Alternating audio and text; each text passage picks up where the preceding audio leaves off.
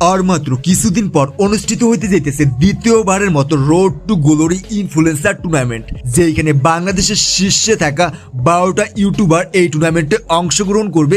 তাদের সাথে থাকবে বাংলাদেশের শীর্ষে থাকা স্পোর্টস টিমের প্লেয়ারগুলো। প্রথমবারের মতো রোড টু গ্লোরি টুর্নামেন্টের চ্যাম্পিয়ন হয়েছে কিন্তু মিস্টার ত্রিপলার ভাই।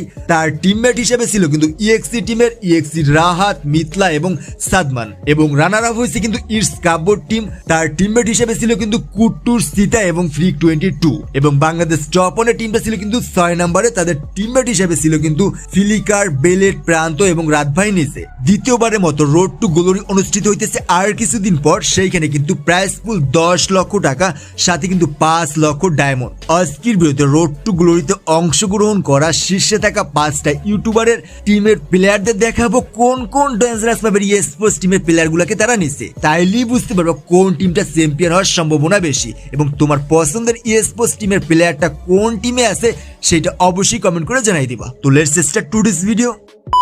নাম্বার 5 ইনফ্লুয়েন্সারটা হইছে GWCMYT। সে কিন্তু টিকটক কন্টেন্ট ক্রিয়েটর।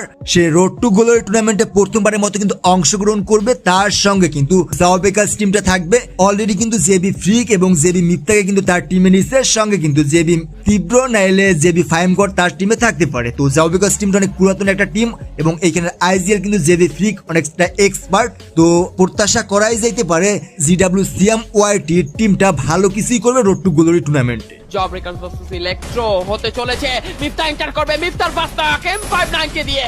মিফতা